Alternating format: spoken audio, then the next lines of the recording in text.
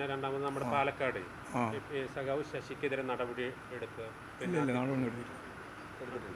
നടപടി എടുത്തിട്ടില്ല. അപ്പൊ ഇന്നിപ്പോൾ ആള് KTDC ചെയർമാൻ സ്ഥാനം രാജിവെക്കുമെന്ന് പറയണം.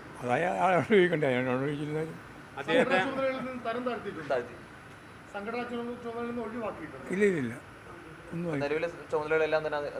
അതേപോലെ ഇപ്പോൾ തുടരും. അദ്ദേഹം ജില്ലാ കമ്മിറ്റി അംഗമായിട്ടാണ് തുടരും. ഇപ്പോൾ നിലവിൽ ജില്ലാ കമ്മിറ്റി അംഗമാണ്. ഏരിയ കമ്മിറ്റിയുടെ ചുമതല ഞാൻ പറഞ്ഞ നമുക്ക് മനസ്സിലായില്ലേ, അയാൾ ഇപ്പോൾ ജില്ലാ കമ്മിറ്റി അംഗമാണ്. അത് തുടരും.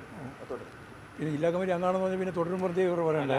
ഭൂതകാലം വർത്തകാലം പ്രത്യേകം അവൻ്റെ ഭാവി കാലം പ്രത്യേകിച്ച്. KTDC ചെയർമാൻ സ്ഥാനം രാജിവെക്കുന്ന തിരുവനന്തപുരത്ത് വാർത്തകളുണ്ടാവും, അറിയാൻ വേണ്ടി. അറിയില്ല അത് അദ്ദേഹത്തോട് പാർട്ടി ആവശ്യപ്പെടണോ രാജിവെക്കാൻ? ഇല്ല രാജിവെക്കേണ്ട കാര്യമില്ല. ഇല്ല. ജില്ലാ സെക്രട്ടറി യോഗങ്ങളിൽ നിരന്തരം പങ്കെടുക്കുന്നുണ്ടല്ലോ. പാർട്ടിയിൽ നിന്നൊരു ശുചീകരണം നടത്തുന്നതിന്റെ ഭാഗം അല്ല, പാർട്ടിക്കകത്ത് നിരന്തരമായ ശുചീകരണം നടന്നുകൊണ്ടേയിരിക്കുകയാണ്.